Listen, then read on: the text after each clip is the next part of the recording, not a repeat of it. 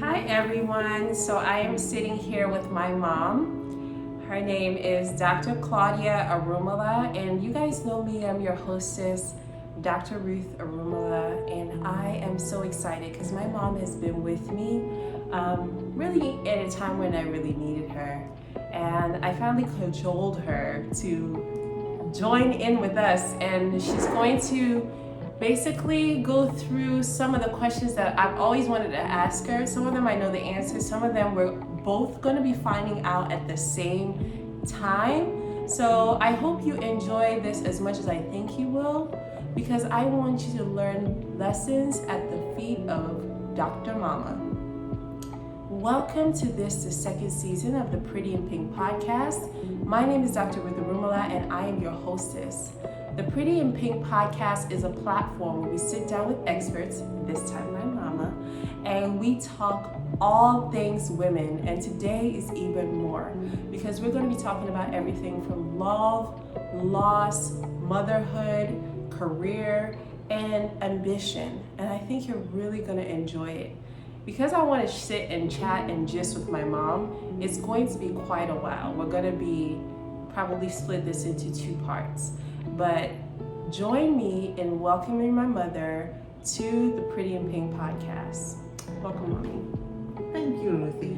All right, so before we get started, I want us to thank our sponsor, PhD Feminine Health. Thank you, PhD Feminine Health, for supporting the Pretty in Pink podcast with all our endeavors. I really particularly want to highlight one of the new products that just came out this year in 2020. I want to talk about the Cucumber Holistic Feminine Spray. It is lightly scented. It has Amarol, which is it's an organic peptide that is used to not mask odors, but remove odors. So I'm excited to share that product with you. Right now, PhD Feminine Health is having a sale on their website. So go in there, you're gonna see the access code where you get to save 20% on every new product. So let me know how you like it. Leave a comment for me and let's get started. So Mama, let's talk a little bit about your life. I wanna know, I'm so curious guys, but I wanna know a little bit about your love story. Like, how did you pick daddy? How did you decide that this is the right person for you? And I want to give you guys, well, I'll let my mom give you some background on how her relationship is. Mom, talk to them. So, thank you, Ruth. I know you've always wanted to do this program. I'm glad we are finally doing it. I was shying away from it because I just don't like to talk into the camera or to so many people, but I'll try my best to keep focused. So your first question to me is, how did I meet daddy? So our first time of meeting, you won't believe it, it was at a post office. I went to mail letters with a girlfriend who was going back to college in a town called Lokoja in Nigeria, and we saw this gentleman. Looked like a real perfect gentleman, very tall and handsome. Well, that wasn't what attracted. He got attracted to us because we had on our bags at that time. If you knew the Lord, you showed it real good. We had stickers on our bags, and he came up to us and said, "Sisters, I'm new to town and I want a place of fellowship. Can you direct me?" This was the last day of December 1974. I remember it as if it was yesterday. I still remember the outfit I had on. So we tried to describe the place of worship or having fellowship. He said he's new to town. He didn't know where that place was. So I offered, since I would still be in town, to go take him. So I went to take him, and I knew the area well because that's where I grew up. And we kept going to fellowship together. And he was just very focused on God, kind, and I would say caring. He always took me back home after fellowship with no strings attached. Then he left Nigeria for the United States to do a master's program and then later a PhD. Well, So that's how you met. And I've heard this story a lot, guys. So this is not my first time of hearing it. And it's the same story. My dad and my mom, you know, sometimes people have a different perception from the guy's perspective to the woman's perspective, but they both have the same perspective. So I think that's really cool. So he left to go to the United States. Then what happened after that? Because that seems like that would be a goodbye, move forward with your life. Okay, so he left, and then just before he left, we seemed to be pretty attracted to each other more than just friends. So he asked me if I would want to marry him, and I was so put off, like, really? You are asking somebody to think of marrying you and you are going away? And of course I said, no, and he left. See Yanga, guys, see Yanga. She said no. Oh, no. We kept in touch, and you How know, old were you then, Mom? I was 20. Okay, because I was born in 54 and this is 74. I was 20 years old.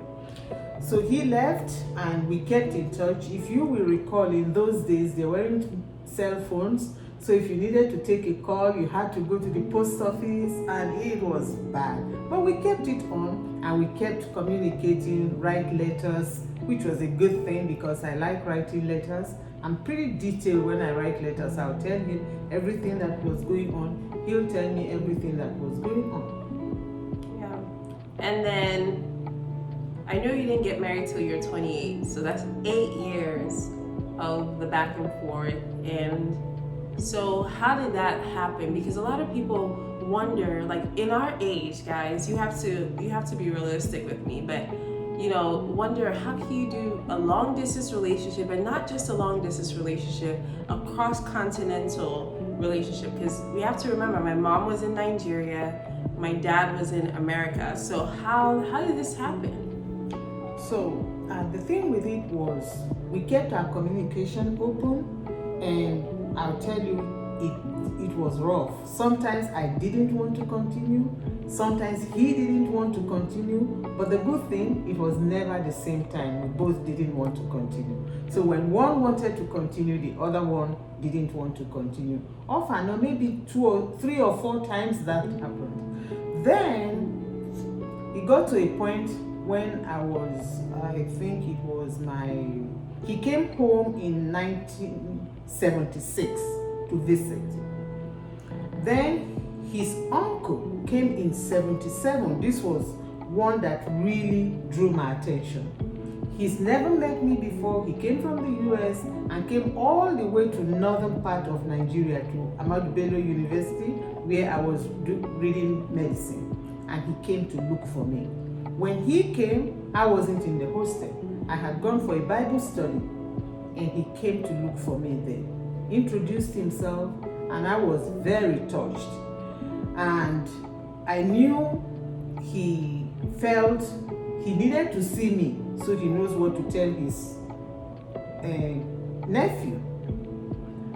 And then after then, he came home again in 1978. And at this time, we kind of thought, we were going in the same direction. Then I told him about him to my dad. Oh no, my dad wouldn't hear of it because he felt my sister shouldn't hear this, that I was his favorite daughter, and he wanted me to marry from our tribe. And this was a man from a different tribe. So after I said that to him, we never talked about it again till 1980. And then at 1980, is that when Daddy came back? Or because Daddy says that he came back and it was like boom, boom, boom. So 1980, I finished medical school. My mom was a doctor, y'all. By the time, towards the end of my finishing medical school, my immediate older sister, who is my best friend, my confidant, I just love her. She understood me well. She took the matter back to her dad and said, Dad, this girl is finishing school and she's only told us of one man. And he said, is it that Urobo man who is in America? My sister said, yes. He said, well, I am not going to stand in the way of God.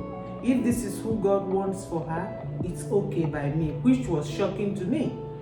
So my two older sisters, decided to put money together and say, you need to visit with him and see for yourself on a closer contact. So I came to the US after medical school in 1980 and spent 6 weeks. Those 6 weeks, I lived in a trailer with a friend of his, a female friend of his, and he lived in his own apartment.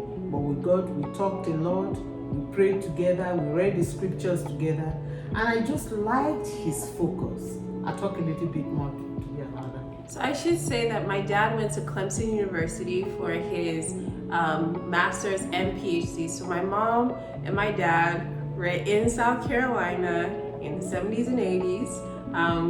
I'm sure my dad, if he ever agrees to get on this podcast, can tell you his experiences, which I don't think he will. So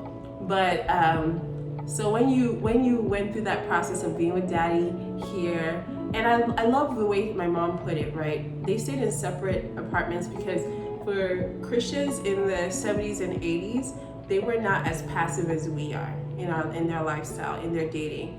There was a lot of living separately to remain pure before God in terms of sexual immorality. So I'm glad that you shared that part. And then what was next? So at that time, he had a friend, another lady altogether, who probably he confided in that he was going to get engaged to me at this time, and I didn't know. And the girl kept showing me engagement rings, and I kind of said, you know what, I really like your cut, which is the ring I still have on now. And she said, really? I said, yes, I like it. She just didn't say anything. Then on the 6th of August, 1980,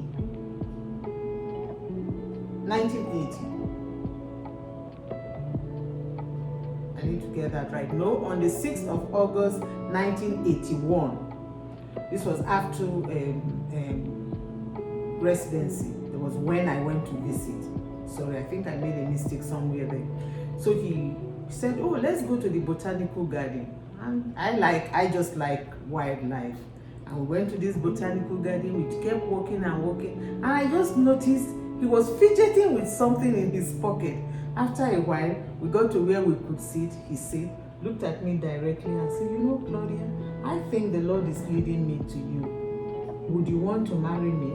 I looked at him, I said, yes, I want to marry you someday, but I don't know when. He said, well, for now, can we go through this and I'll put a ring on your finger? I said, sure. And he did that.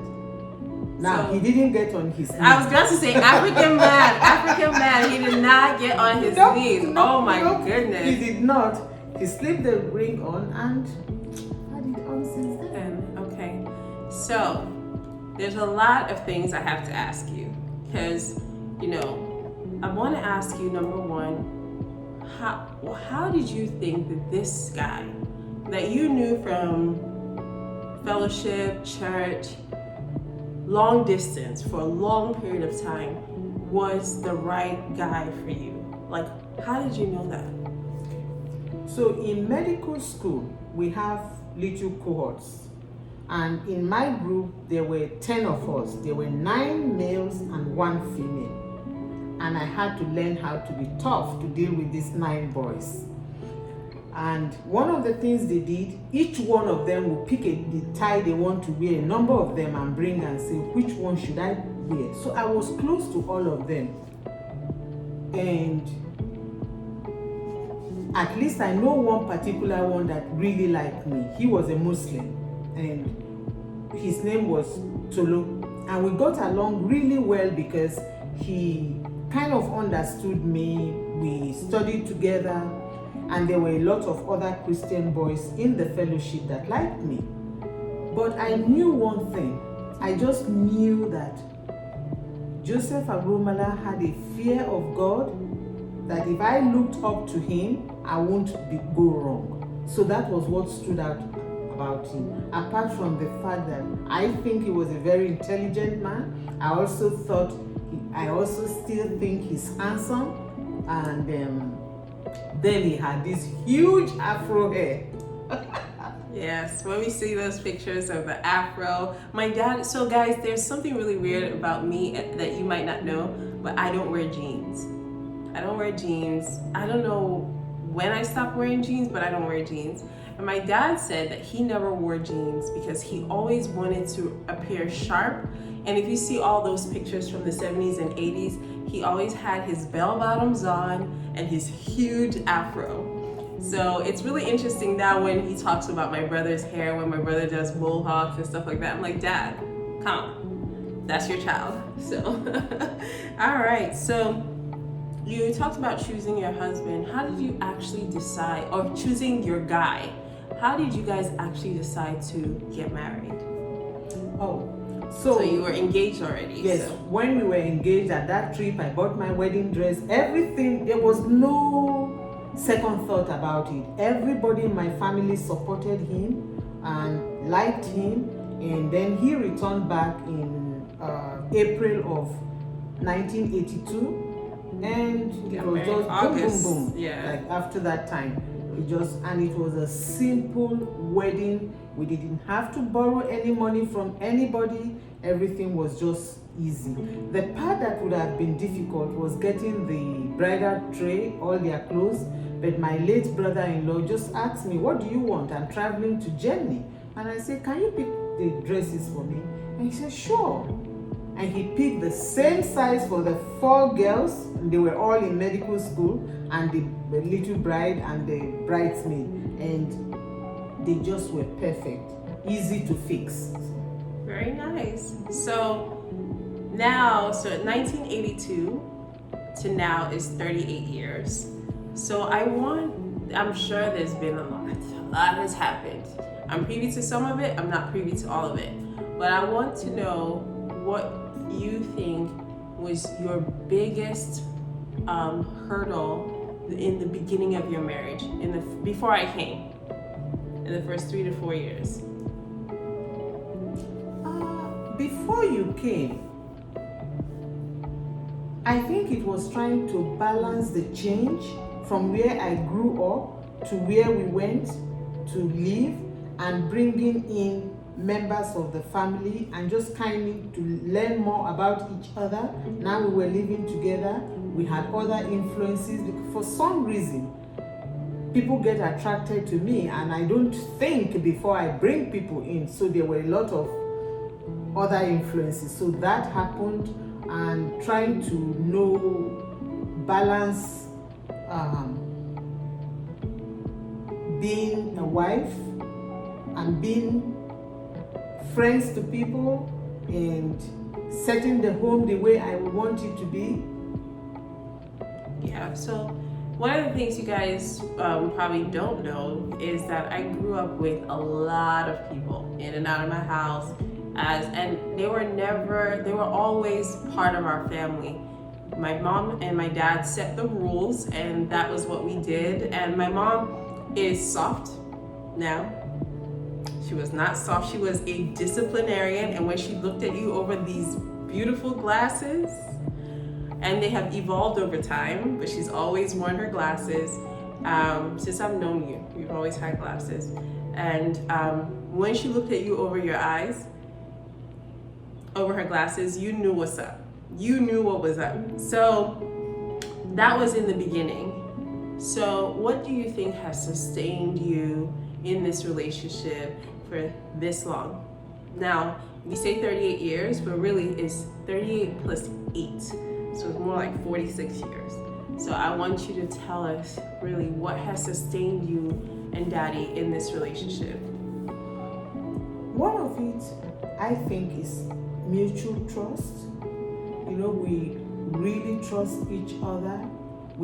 I have never suspected him, neither has he ever suspected me of any extramarital relationship, not even ever looking at another person and thinking, oh, no. So there is this trust that has gone on, and we also have a lot of satisfaction in life.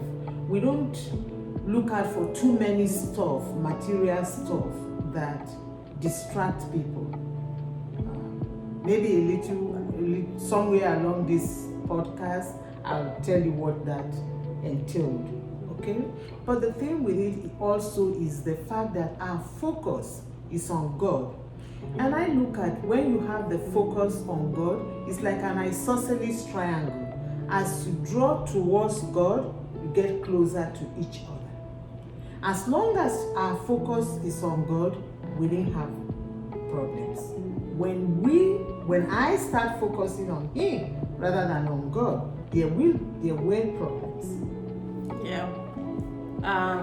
So I think that I should also share with you guys that my parents' personalities are polar opposite. My mom says she doesn't like to talk, but she doesn't like to talk in front of y'all. My mom is bubbly. She is energetic. If I show you my house right now, she has really transformed it in the short period of time she's been here.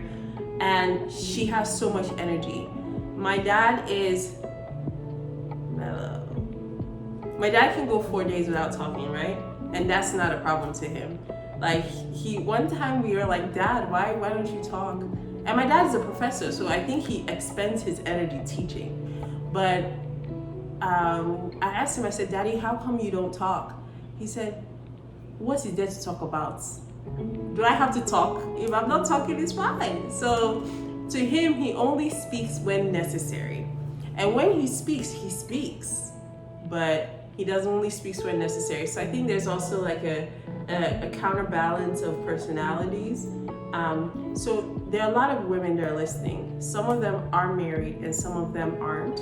Some of them some of us are in great relationships, and some of us are in the most tumultuous times of our lives.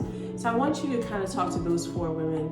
A woman who is single and is looking to choose the right guy for her, what advice would you give her? Okay. Let me correct what you said.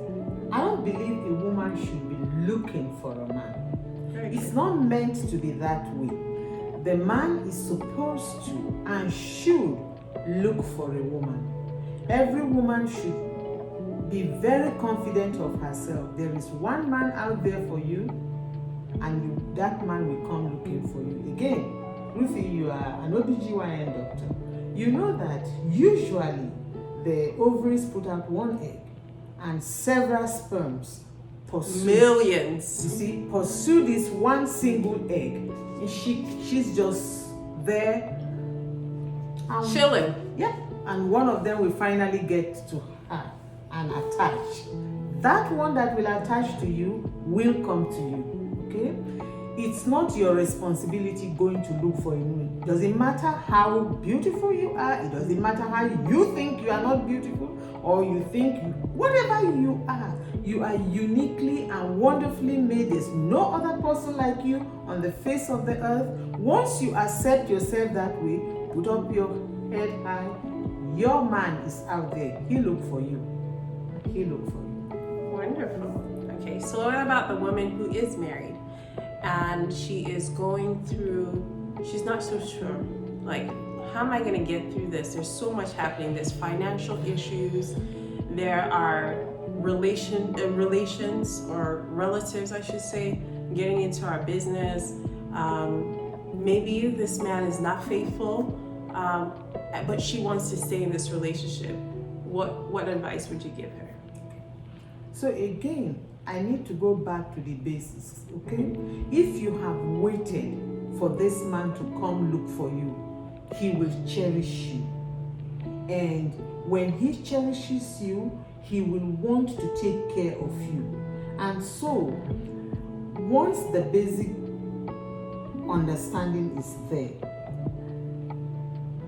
going forward can be pretty rough, because these are 2 individuals that have a mind of their own. And the things that cause problems, you've said them, finances, relations, extramarital affairs, all of these things can cause problems. But the thing is this: if you guys are able to communicate, it helps. Okay? So if he says, this month, this is X amount of money that we need to spend, Are there essential things that we need to get? Talk it over. You know, for some reason, I'm no more attracted to you as I used to. That will be a difficult thing for a man to say to his wife. Don't get upset with it. Ask him why. Maybe something has happened to your figure. Unfortunately, people still think that that's what matters. But when you really look at it, it's healthy for you to have a certain figure, right? Your size. Okay, let's work together. Maybe it's what I'm eating. Maybe it's lack of exercising. Help me. Okay? You need to let him be able to feel free to tell you what he doesn't like about you without you taking offense at it. Think of it. This is somebody who cares about you. This is somebody who wants to keep his eyes focused on you. The other thing could be, sometimes some of us women are not good homemakers, and we just throw things all over the place. And if your spouse is the one, I would say anybody likes a well-organized home. Work hard at it, okay? To make sure that things are properly organized. And make sure that you cook. They say the shortest the way to a man's heart is through his stomach. It's through the food you give to him. Learn how to cook. It doesn't have to be you cooking all the time. I mean, my generation is different. You can buy food. You can buy food, bring it home, make it look presentable to him, okay? Make sure you understand what he likes to eat. So there's going to be a lot of pushback from what you just said from people listening, because everybody is saying, why are we keeping women archaic? Why are we keeping women in the kitchen, barefoot and pregnant? And I want you to address that because you're a career woman. You're not necessarily you're a traditional woman, but at the same time, you're a career woman. So those are questions that, you know, a lot of my audience are going to ask you. Like, Mom, Dr. Mom, everything you're saying is kind of making a woman a slave. So what is the man doing? Because most of the time we're making more money than these men. So I want to ask I may be playing devil advocate, or I might be asking for myself or for a friend. Honestly, Ruthie, you are so right. If I tell you that I don't feel that way, I will be lying. Sometimes you just come back, you are exhausted from work. You have seen all kinds of cases that have offloaded on you, and they're telling you things that is happening in your life. They're telling you, I go to work, I come back, I make so much money, and I feel like I'm a slave. Okay? Those are natural thoughts. But you have to look at it. How do you deal with this without feeling that way? Because these are feelings. You are not a slave to him. You know you are not a slave. You know you are worth more than that. You know? And if you are looking at it from that point, you also have to look at it from the point of who are you? Okay? What were you created to do in this world?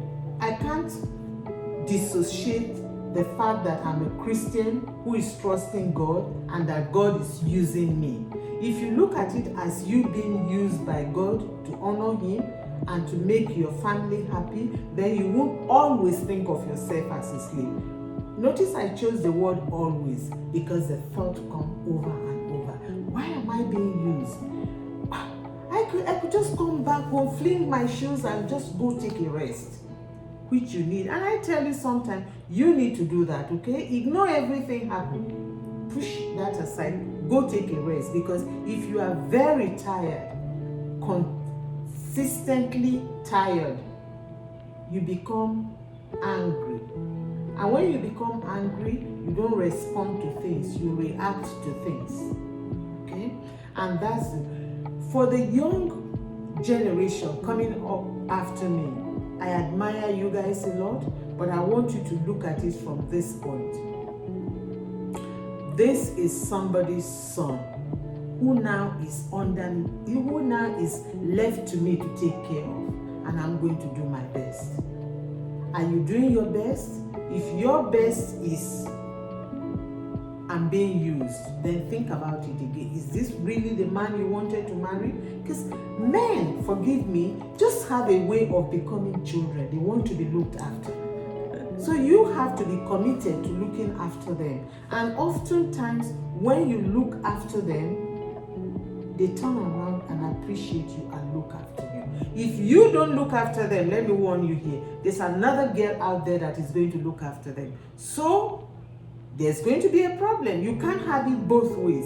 You're not taking care of him. Somebody else is ready to take care of him. Oh, wow. So I want to transition from being a wife and talking about relationships and love, and I want to talk to you about being a mother.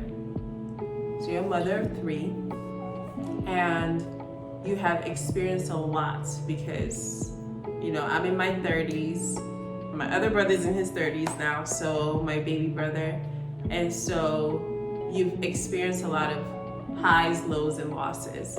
But I want to talk to you about what stage of raising children do you think was the most difficult? You know, I think it's the stage when you guys were all teenagers. I got a lot of pushback. I got a lot of questioning. I got a lot of criticisms. I got a lot of, why, mommy, why? My friends are doing this. Why can't I do this? Over and over, you repeat the same thing. Why should I wear this? I want to do this. Why can't I do this? Why can't I do this? I happen to have been blessed with 3 children who have a mind of their own. They just don't take anything, especially this one. This one will argue and tell you it's circumstantial evidence. Oh, I was a lawyer. I don't know how I became a doctor. It is that, and we will go over it. You think it's over. She'll wake up the next day and start the argument in another form. So that's when I would say, before that time, you know, when we were in Nigeria, we came here when you were 10. So those earlier days, not only did I influence you, there was your aunt, Auntie Yewande, who would say the same thing, echo the same thing I have said. And because she was a Sunday school teacher, she spiced it with the word of God. She was a gentle woman. She would pray for you and all of that. So it was easier at that time. But out here I was trying to make sure I didn't lose the 3 of you to the society. The balance was difficult. Yeah, so a bit of background, I think that will help a little bit is, so we were first generation Nigerian Americans. We were living in a place where it was not as diverse. So Salisbury, Maryland is not as diverse as other places. It's on the eastern shore of Maryland, close to Ocean City, if anybody knows where that is.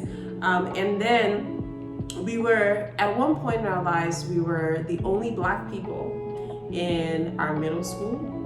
And we went to a Christian private school, and then we went to public school.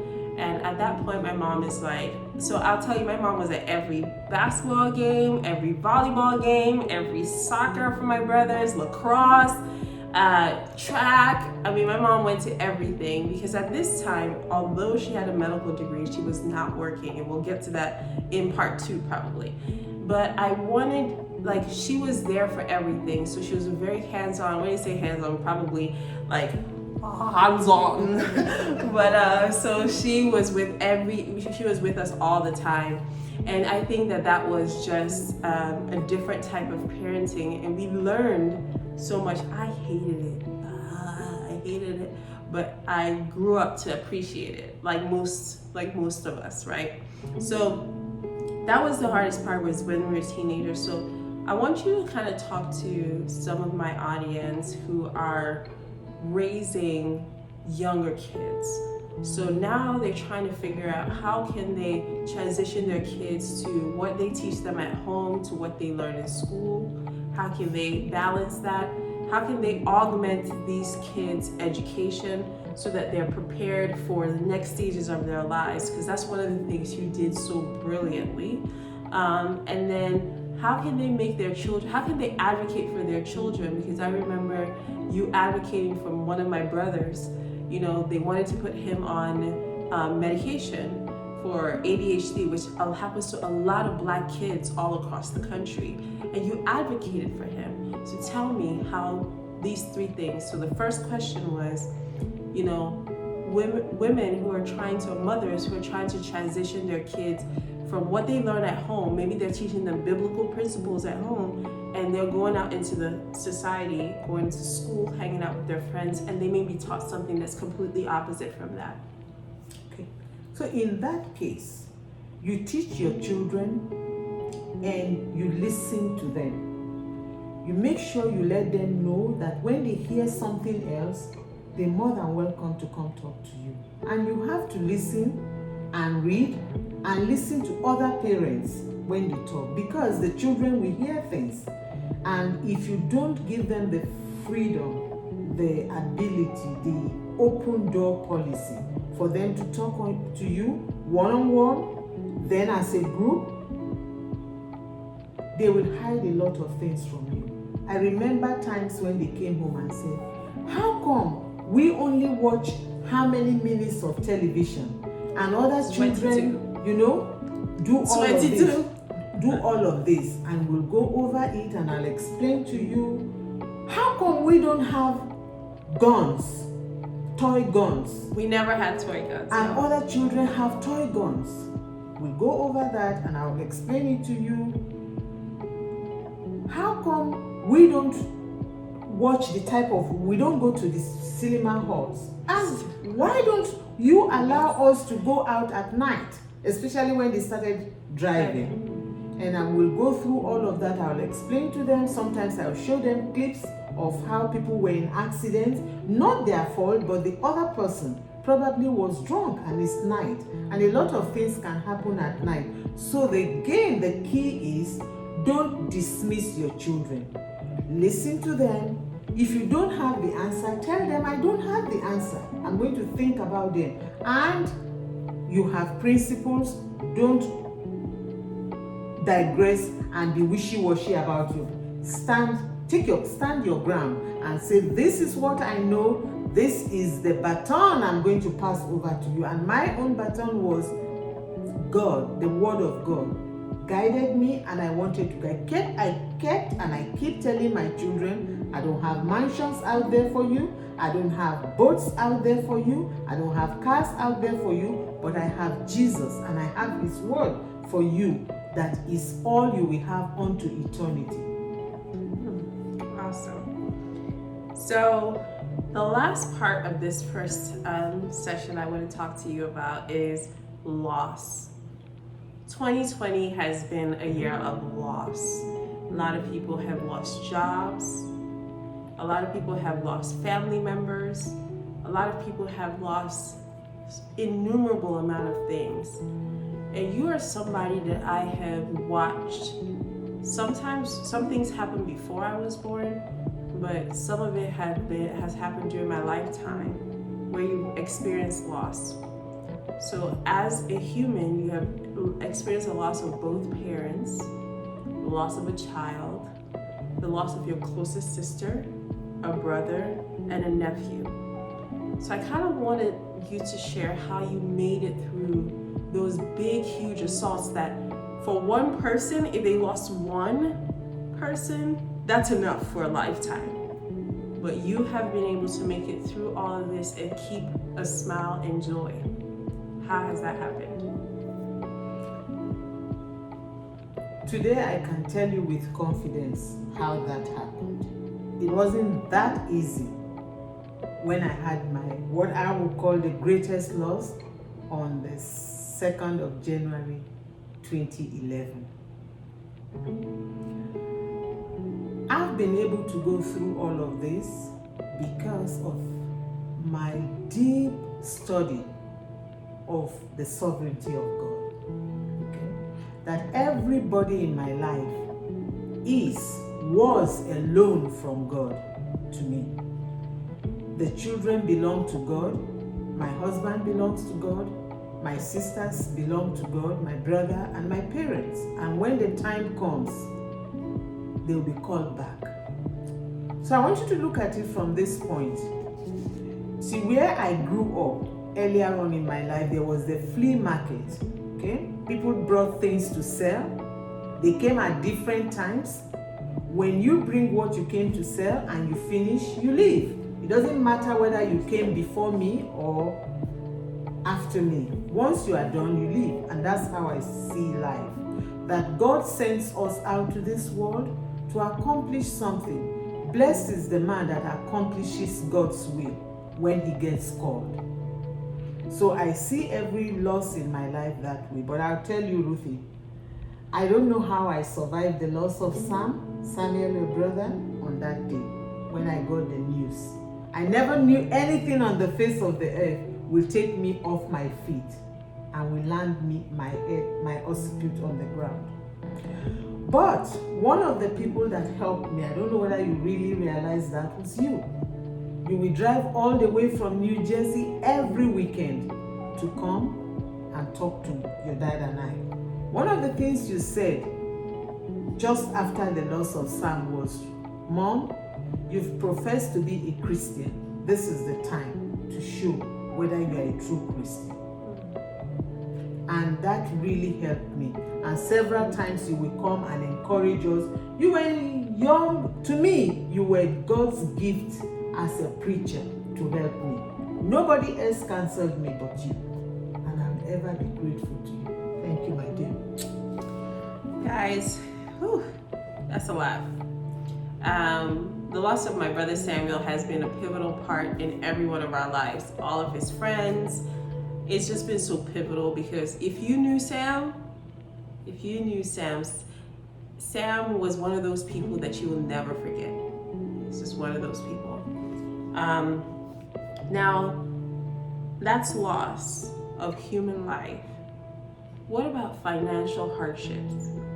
What about, losing your title as a physician? I don't want to get into that until the next, but I just want you to talk to somebody right now who is going through what they think is the hardest time in their life, where they feel like God has forgotten who they are, and God is remembering everyone else, but has forgotten them. I want you to talk to them.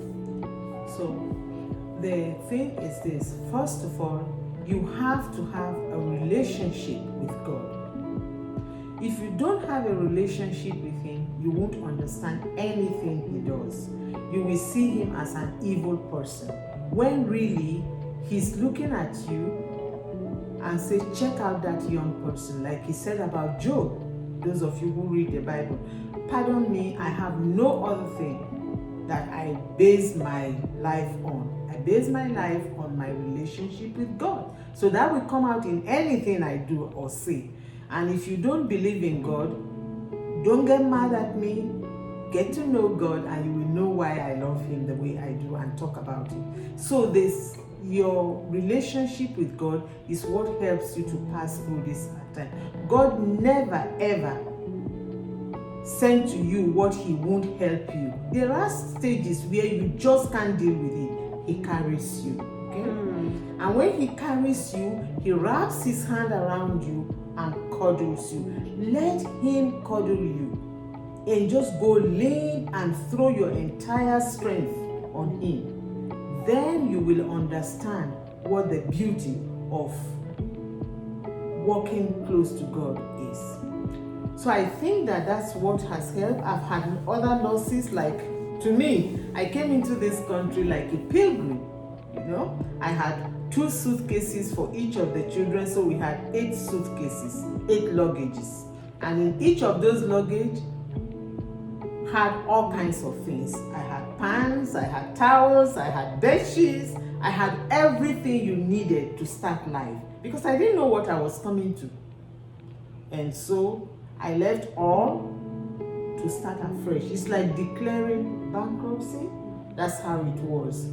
I remember times, believe it or not, I had to take thread and needle to stitch my bra so that I can continue to wear it for a longer time. I've never had a period in my life when I felt inadequate or felt like I lacked something, because it was always a way to go around anything. He always makes a way. God will make a way, and you just have to look at it that when I just had people who blessed my life when I came here. One of those people I'll never forget is a young man called David Emily. I remember one time I used to go to the laundromat to wash my clothes, wait long time to dry them. And I had just come from one of those trips, put my things in the room to put them away, and I knelt down and said, oh God, I wish I didn't have to take clothes to go and dry. It's the drying that took my time. And I just got up from my knees, put away the things, and I heard a knock at the door. This man had bought a dryer. Say, oh Claudia, I just thought I should bring you this dryer because you have young children, you know, in between the time they take their baths, you can throw in their towels in there and dry. David Emily, if you ever get to hear this, I'll eternally be grateful to you for that one thing you did, not to talk of all the other things. So, you know, I don't know if we really live in a society where people really help each other like that anymore. I want us to kind of pause here and prepare for the second, because you haven't drank anything. I've just been sipping on my chai latte. But I want you to have a little bit of a break, and then we're gonna come back. And on the second part, which you cannot miss, we're gonna do the doctor part. I wanna know how my mom made it through her life as a physician, as a mother-wife. And I also wanna know what obstacles she faced as a Black female physician with an accent, as you've heard, in America. And what's some of her ambitions now? My mom, can I say your age? Yes, sure. You already said it, actually. You said you were born in 1954, so she is 65, going to be 66 November of this year. And so I want to see what the next chapter of her life holds, because you guys cannot miss that. So we're going to see you back soon. All right, so come back. Bye.